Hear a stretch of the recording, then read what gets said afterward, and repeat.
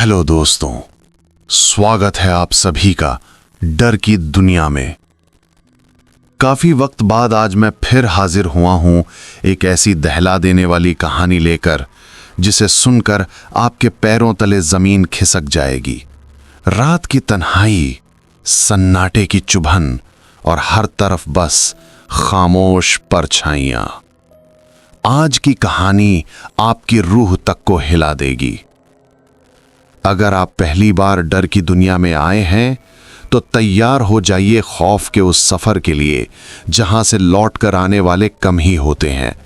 और हां, जो नए हैं वो चैनल को सब्सक्राइब जरूर कर लें, क्योंकि यहां डर सिर्फ सुनाई नहीं देता, महसूस भी होता है। तो चलिए शुरू करते हैं आज का खौफनाक किस्सा। मैं सुल्तानपुर का ट्रक ड्राइवर दिनेश पाल उस रात अपने खलासी राजू के साथ माल लेकर बनारस रोड पर निकला था। मौसम अजीब था, ना हवा ना आवाज, बस एक भारी सा सन्नाटा। रात के करीब 2:30 बजे हम उस सुनसान जंगल वाले हाईवे पर पहुंचे जहां लोग दिन में भी कम निकलते थे। सड़क अचानक धुंध से भर गई। हेडलाइट में बस पेड़ों की काली परछाइयां तैर रही थीं। तभी सामने एक औरत सड़क के बिल्कुल बीच में खड़ी नजर आई। सफेद साड़ी, बाल खुले और चेहरा नीचे झुका हुआ। मैंने ब्रेक जोर से दबाए। ट्रक झटका मारकर रुका। राजू डरकर बोला, भैया, ये इस रास्ते पर आधी रात को कौन खड़ा रहता है? मेरे मुंह से आवाज ही नहीं निकली। मैं देखकर समझ गया, उसका पैर जमीन को छू ही नहीं रहा था। मैंने हिम्मत करके हेडलाइट की तरफ देखा। औरत वहीं खड़ी थी। जैसे ही मैंने दरवाजा खोला, वो अचानक धुएं की तरह गायब हो गई। राजू कांपते हुए बोला, भैया चलो, ये इंसान नहीं था। मैं इंजन स्टार्ट कर आगे बढ़ा, पर दिल की धड़कन तेज थी। कुछ मीटर चलने के बाद अचानक पीछे के शीशे में वही औरत दिखाई दी। इस बार वो ट्रक के पीछे दौड़ रही थी। उसकी रफ्तार इंसानी नहीं थी। मैं एक्सीलरेटर दबाता गया, पर वो और करीब आती जा रही थी। राजू ने शीशा पलटकर देखना ही बंद कर दिया। तभी ट्रक का रेडियो अपने आप ऑन हो गया और उसमें किसी बच्चे के रोने की आवाज आने लगी।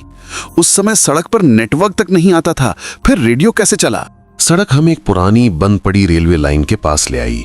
ट्रक रोककर मैंने बाहर देखा। पटरियों पर धूल नहीं थी, बल्कि किसी के ताजा पांवों के निशान थे जो ट्रक की तरफ ही आते हुए लग रहे थे। अचानक पीछे से किसी ने ट्रक का पिछला दरवाजा जोर से पीटा। धड़ाम धड़ाम, जैसे कोई अंदर घुसना चाहता हो। राजू लगभग रो पड़ा। भैया, माल खाली है, फिर कौन है पीछे? मैंने टॉर्च लेकर पीछे की तरफ रोशनी मारी।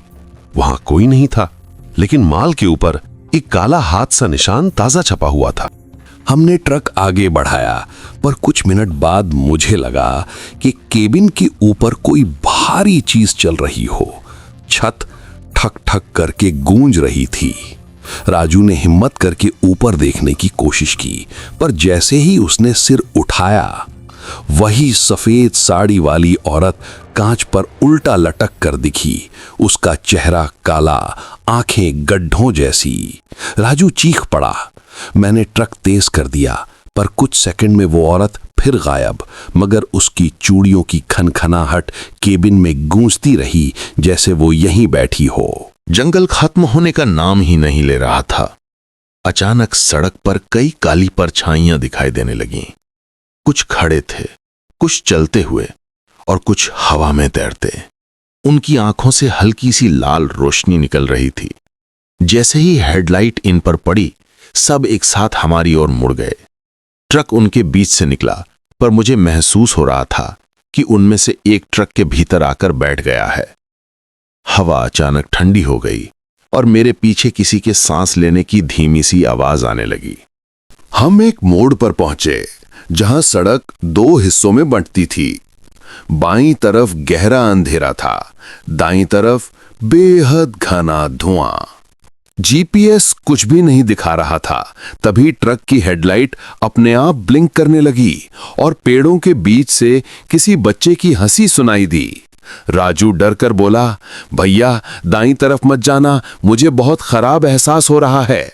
पर ट्रक खुद ब खुद दाईं तरफ मुड़ गया, जैसे किसी अदृश्य हाथ ने स्टीयरिंग पकड़ लिया हो।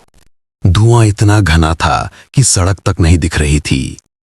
तभी अचानक सामने एक पुराना घर दिखा, टूटा हुआ, काला, और खिड़कियों में कोई खड़ा था। जैसे ही हम पास पहुंचे, घर की खिड़की से वही सफेद साड़ी वाली औरत बाहर झांकती दिखाई दी, पर इस बार उसके साथ एक बच्चा भी था, बिना चेहरे वाला। बच्चा अपनी बिना आंखों वाली जगह से हमें घूर रहा था। राजू ने डर के मारे ट्रक के भीतर छिपने की कोशिश की, तभी वो बच्चा पलक झपकते ही ट्रक के सामने आ गया। जैसे ही मैंने ब्रेक मारा, सब कुछ अंधेरा हो गया। जब रोशनी लौटी तो हम फिर उसी मोड़ पर थे जहां से दो रास्ते बढ़ते थे।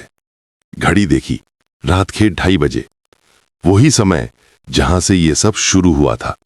ऐसा लगा कि हम किसी टाइम लूप में फंस गए हैं। राजू कांपते हुए बोला, भैया हमें इस चक्कर से बाहर निकलना होगा, नहीं तो हम कभी सुबह नहीं देखेंगे।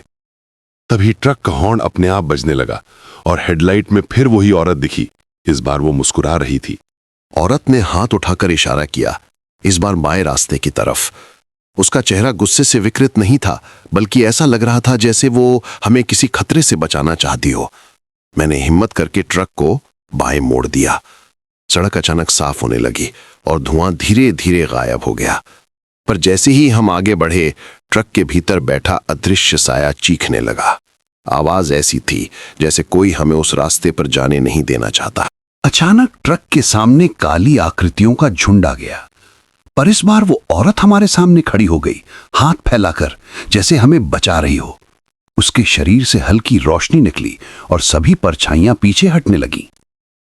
लेकिन वही बच्चा, बिना चेहरे वाला, हमारी तरफ दौड़ा और ट्रक को पलटने की कोशिश की। मैंने पूरी ताकत से ट्रक संभाला। औरत ने बच्चे को अपनी बाहों में लिया और वो दोनों धुएं में बदलकर गायब हो गए। सड़क फिर से शांत। कुछ ही मिनटों में आसमान हल्का नीला होने लगा।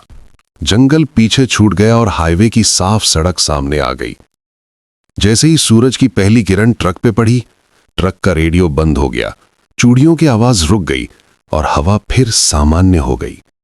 राजू ने थकी हुई आवाज में कहा, भैया जो भी था उसने हमें बचाया। मैंने ट्रक रोककर पीछे देखा। दूर पेड़ों के बीच वही सफेद साड़ी हवा में लहरा रही थी, जैसे वो हमें आखिरी बार देख रही हो। आज भी जब उस रास्ते से गुजरता हूं तो लगता है कि किसी अदृश्य नजर ने हमें उस रात मौत के मुंह से वापस खींच लिया हो।